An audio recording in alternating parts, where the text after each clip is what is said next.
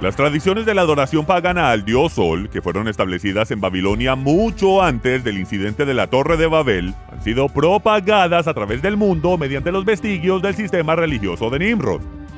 Israel, como nación, fue escogido por el Todopoderoso para ser su representante, un reino de sacerdotes para reconciliar al mundo y llevarlo de vuelta a la adoración del único Dios verdadero. Pero Israel terminó inventando su propia religión con miles de mandamientos agregados a los simples mandamientos del Todopoderoso, a pesar de sus instrucciones explícitas de que a nadie le es permitido agregar o sustraer ni un solo mandamiento de entre las palabras que fueron exclamadas desde el monte Sinaí por el dador de la ley, el Dios de Israel. Esta es la historia más grandiosa jamás contada. Se trata de Yeshua, el profeta, el Mesías prometido.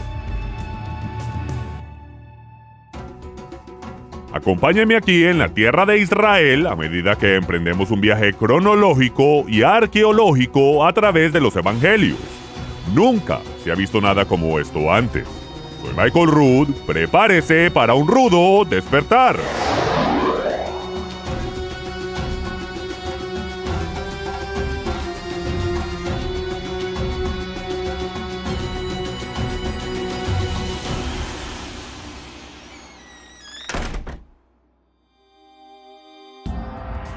Tenía 17 años, estaba de pie en un campo de trigo que ondeaba cerca de mi casa en Michigan, predicando apasionadamente el sermón del monte ante una multitud imaginaria. Estaba intentando expresar las palabras de la versión King James de la Biblia en mi propio vocabulario, tratando de entender lo que Jesús decía a aquellos que subieron la montaña para escuchar su primera enseñanza registrada. Cuando llegué a la frase, el Evangelio del Reino, paré en seco.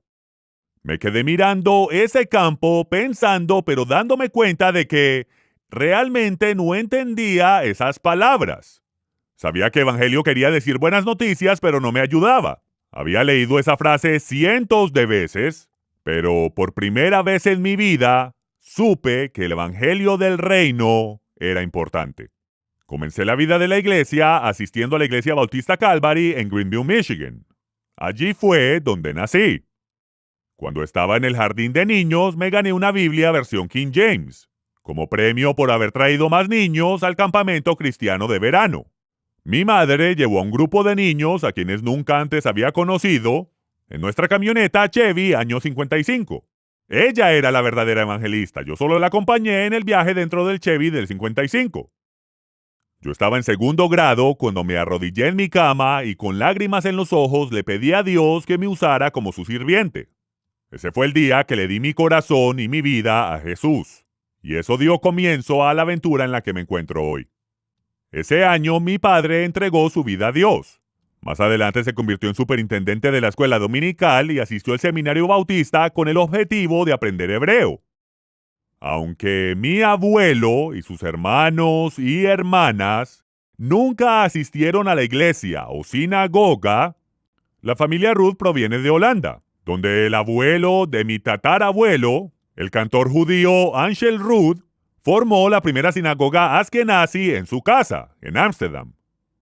Pasaría casi una década antes de que yo comenzara a entender la importancia de mis raíces judías, a medida que me criaba en una iglesia gentil atendiendo 6 servicios por semana.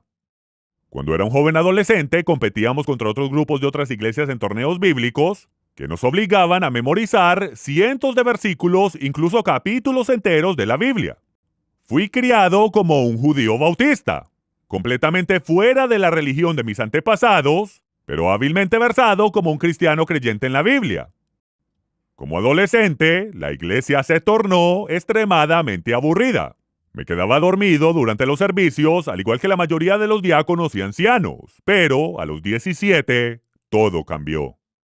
El hijo de mi maestra de escuela dominical se unió a los infantes de la Marina como voluntario en un helicóptero de evacuación médica. Dennis quería ayudar a salvar vidas. Otro infante de Marina de nuestra congregación, Jesse Reinhardt, se estaba recuperando de heridas de guerra casi fatales. Cuando regresó cojeando a la iglesia, nuestro pastor renunció, se unió al cuerpo de capellanes del ejército y se fue en ruta a Vietnam. Compañeros de escuela estaban regresando de la guerra, heridos, en el cuerpo y la mente. algunos en bolsas de cadáveres. Miles de norteamericanos huyeron por la frontera canadiense buscando asilo político debido al reclutamiento obligatorio. Mi número estaba solo a semanas de ser llamado. Vida, muerte y Vietnam eran temas constantes de conversación entre mis amigos noche tras noche cuando nos sentábamos a debatir en el césped de la biblioteca pública. Una noche me encontraba solo, y mientras miraba al otro lado del césped de la biblioteca vi palabras de fuego las cuales decían: tu palabra es verdad. No era simplemente un versículo bíblico. Lo había memorizado años antes, pero ahora era una revelación que cambió mi vida. Comencé a leer libros enteros de la Biblia sin parar. Leía el guión de una historia, la cual no había visto anteriormente. Era la historia más grandiosa jamás contada. Leí los Hechos de los Apóstoles y todo cambió. Esos creyentes del primer siglo no estaban contando historias pasadas acerca de Jesús. Estaban haciendo realmente lo que Él les instruyó que hicieran. Él dijo: enseñen las cosas que yo les he enseñado. Y estos seguidores judíos del Mesías judío lo estaban viviendo con señales, milagros y prodigios de los cuales nunca había sido testigo en mis 17 años de iglesia gentil. Sabía que de alguna manera, en algún lugar, el poder del Dios vivo tenía que ser evidente el día de hoy. Pero después de 17 años de reuniones de oración todos los miércoles, tuve que admitir que nunca había visto a una persona ser sanada milagrosamente. Hasta que me salí de la religión y comencé a buscar la verdad. Hice un compromiso potencialmente peligroso. Me bauticé en las aguas de un arroyo cercano y juré por el altar del Dios Todopoderoso que me colocaría en un lugar donde milagros pudieran ocurrir, donde los muertos pudieran ser resucitados. Me uní a los infantes de la Marina. Mi contrato garantizaba que iba a ser enviado a campamento de entrenamiento a Paris Island y de ahí a entrenamiento avanzado de infantería en Camp Pendleton. Luego esperaba que mi próxima parada fuera en Vietnam. Pero 6 meses después, mientras esperaba órdenes, el comandante anunció que no más infantes de la Marina serían enviados a Vietnam. Esa interrupción de mi carrera militar facilitó la aventura en la cual continúo hasta este día.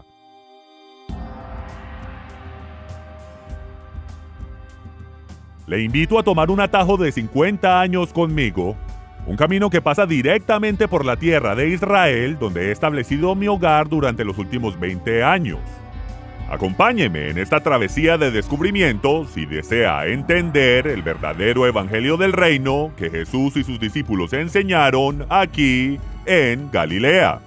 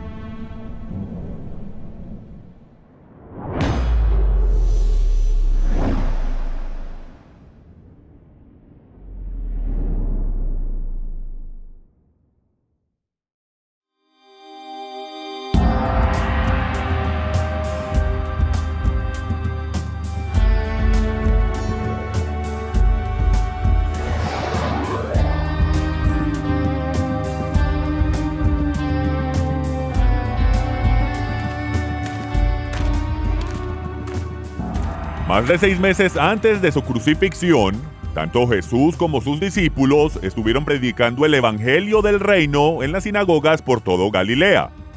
El Evangelio que enseñaron no tenía nada que ver con su crucifixión o resurrección, pero la tradición ha hecho oídos sordos ante lo que Jesús dijo e hizo, en diferencia injustificada a las historias imaginarias que han sido creadas por hombres. ¿De dónde obtenemos la idea de 3 reyes magos siguiendo una estrella por el desierto que los llevó hasta el pesebre de Belén, justo a tiempo para presentar regalos al niño Jesús en la noche en que nació? No está en la Biblia. De hecho, toda la escena de la Natividad que heredamos en el mundo occidental está en contradicción directa al registro del Evangelio. Esa tradición solo puede ser hallada en las páginas iniciales del libro Ben-Hur, una novela escrita por el general de guerra civil norteamericana Lew Wallace. Ben-Hur fue la novela más vendida en Norteamérica por más de 50 años, superada solo por la versión King James de la Biblia. Tanto alcance tuvo la novela de Wallace, que incluso las escenas del pesebre de madera de olivo, producidas por los árabes en Belén, presentan a 3 reyes magos en el pesebre, cuando la Biblia cuenta una historia diferente. Si usted desea creer en Campanita, el ratón Pérez, el conejo de la Pascua o San Nicolás, le recomiendo que cambie el canal. He estado en búsqueda de la verdad por más de 50 años, no estoy interesado en proteger tradiciones erróneas. ¿Qué decir el 31 de octubre, el Día de Todos los Santos? Este era originalmente el día de Samhain, el dios de la muerte. Aun cuando las escrituras prohíben estrictamente la adopción de prácticas paganas y renombrarlas para que cumplan un propósito supuestamente espiritual, Roma cristianizó este día dedicado a la muerte al cambiar el nombre Samhain por Víspera de Todos los Santos, el cual se convirtió en el día más comúnmente conocido como Halloween o Hollyween, Santo Dios de la Muerte. Hoy podemos ver lo cristiana que se ha tornado esta celebración. Es una ilustración viva del por qué Dios dio mandamientos tan específicos con respecto a la adopción del paganismo. En Deuteronomio 12:30, Moisés instruyó: cuídate de no caer en una trampa imitando las prácticas de las naciones paganas, y de no buscar sus dioses diciendo: ¿cómo servían estas naciones a sus dioses para que yo haga lo mismo? No procederás así para con Jehová tu Dios, porque toda acción abominable que Jehová odia, ellos la han hecho en honor a sus dioses.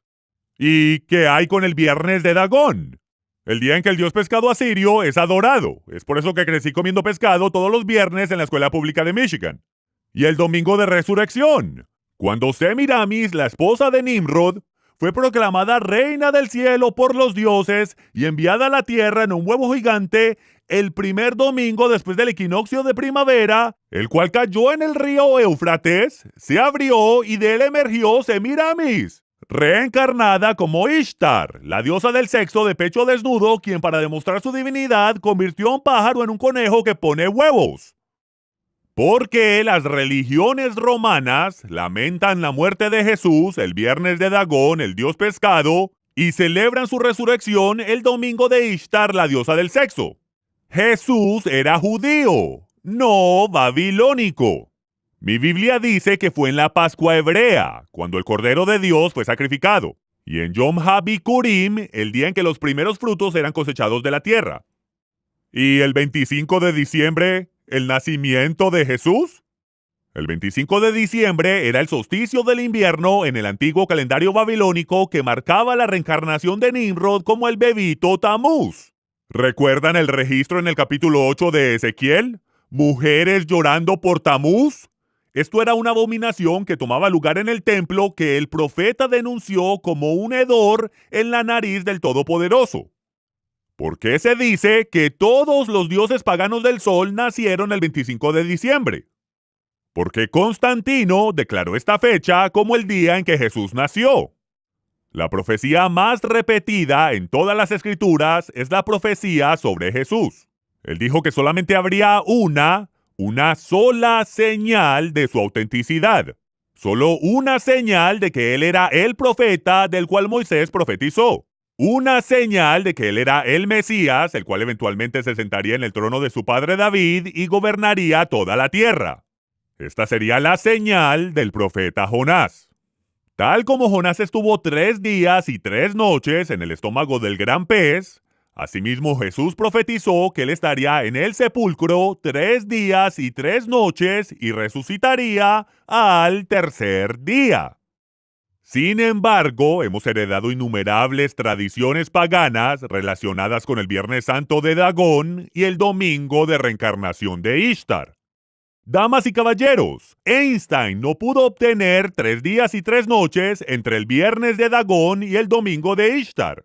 Pero debido a nuestras tradiciones heredadas, arraigadas al culto babilónico del sol, ni siquiera podemos contar hasta 3 para verificar la única y verdadera señal del verdadero Mesías. ¿Algo anda mal con nuestros sistemas religiosos paganos o hay algo terriblemente errado con la Biblia?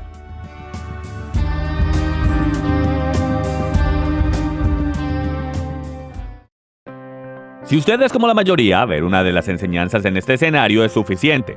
Diste una donación o compraste una de las enseñanzas de un rudo despertar. Pero lo que sucede desde ese escenario es solo el comienzo. Su apoyo hace mucho más. Acompáñenme. Cuando usted hace una donación o compra a un rudo despertar, usted nos permite enviarle material de enseñanza gratuitamente a personas con menos recursos alrededor del mundo. Usted también estará ayudando a proveer todos los materiales necesarios para copiar los DVDs, Blu-rays y apoyar a las personas que organizan todo para enviarlos. Pero antes de que todo eso suceda, su apoyo hace algo más. Este es nuestro departamento de edición y producción. Su apoyo le permite a estos profesionales usar sus talentos para esparcir el evangelio, con videos que nos ayudan a entender las verdades que hemos estado esperando todas nuestras vidas. De hecho, su donación hace aún más. Todos los gráficos que ve en los videos, el famoso calendario de Michael Rood, los boletines informativos y todo correo electrónico que recibe viene del Departamento de Comunicaciones, donde su donación le permite a estos individuos altamente calificados el compartir el evangelio. Y cuando tienes una pregunta bíblica, o el cómo unirte al club de embajadores, o simplemente necesitas a alguien con quien orar, tu apoyo también nos ayuda allí, con personas para responder sus preguntas en Carolina del Norte, Montana, California y hasta Costa Rica. Y eso no es todo. Su apoyo nos permite promover el verdadero mensaje de las Escrituras en todo país de habla hispana alrededor del mundo. Y no solo eso, su apoyo también nos permite compartir la verdad en Europa y Sudáfrica. Entonces, la próxima vez que haga una donación o compra por algo que vio en este escenario, recuerde que también estará apoyando todo lo que sucede detrás de cámaras. Gracias por apoyarnos.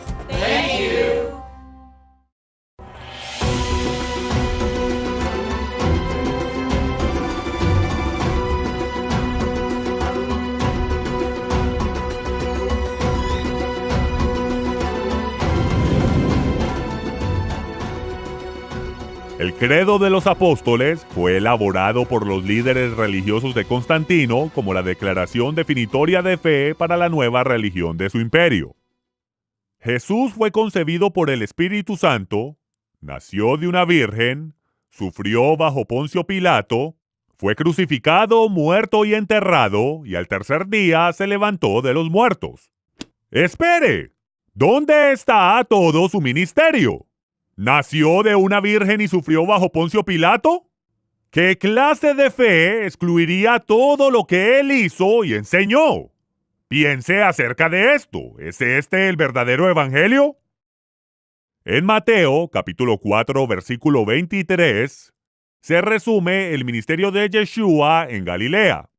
Y recorrió Jesús toda Galilea, enseñando en las sinagogas de ellos y predicando el evangelio del reino, y sanando toda enfermedad y toda dolencia en el pueblo. Para entender lo que Jesús enseñaba en las sinagogas de los fariseos, debemos estudiar diligentemente cada incidente que los autores del Evangelio registran y preguntar: ¿qué fue lo que hizo Jesús en sus sinagogas? Lo que él hizo es el Evangelio del reino. ¿Qué dijo al calor de la contienda con los líderes religiosos? Lo que él dijo es el Evangelio del reino. Todo lo que él dijo e hizo era una ilustración, un ejemplo vivo del Evangelio del Reino, ambos en palabra y hecho. El Todopoderoso respaldó su Evangelio con señales y maravillas. Sin embargo, los milagros no son pruebas en sí mismos. Las palabras de un profeta tienen que estar de acuerdo con las instrucciones de Moisés. Jesús siempre corroboró y aclaró, pero nunca contradijo o revocó la revelación que Dios le dio a Moisés en el monte Sinaí. En Deuteronomio capítulo 13, versículo 1, Moisés instruyó: cuando se levantare en medio de ti profeta o soñador de sueños, y te anunciare señal o prodigios, y si se cumpliere la señal o prodigio que él te anunció diciendo: vamos en pos de dioses ajenos que no conociste y sirvámosles, que ya se te ha instruido a no seguir, no darás oído a las palabras de tal profeta ni al tal soñador de sueños, porque Jehová vuestro Dios os está probando para saber si amáis a Jehová vuestro Dios con todo vuestro corazón y con toda vuestra alma. En pos de Jehová vuestro Dios andaréis, a él temeréis, guardaréis sus mandamientos y escucharéis su voz. A él serviréis y a él seguiréis. La adherencia de Jesús a los mandamientos de Moisés pasó la prueba de autenticidad de un profeta verdadero. Los milagros que hizo y su aclaración de los mandamientos lo autentificó como el profeta del cual Moisés profetizó en Deuteronomio capítulo 18 versículos del 15 en adelante. Profeta en medio de ti, de tus hermanos, como yo te levantará Jehová tu Dios.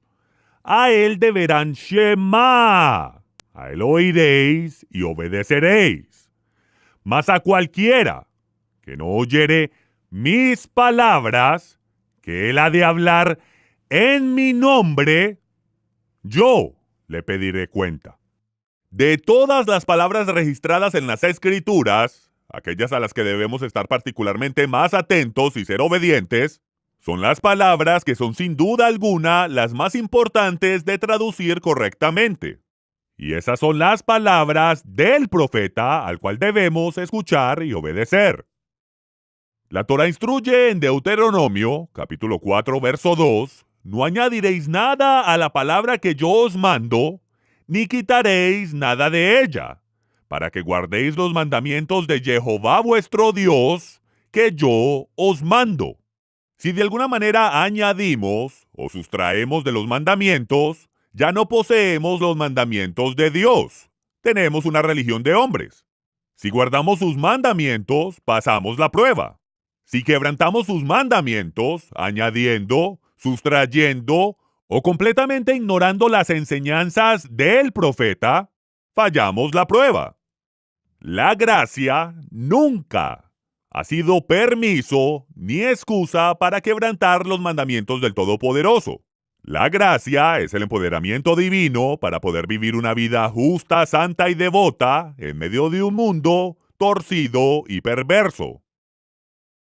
Fue 10 meses antes de la crucifixión de Jesús cuando él seleccionó 12 de sus discípulos para ser sus enviados, pero no los encomendó hasta que él los hubiera entrenado durante el verano.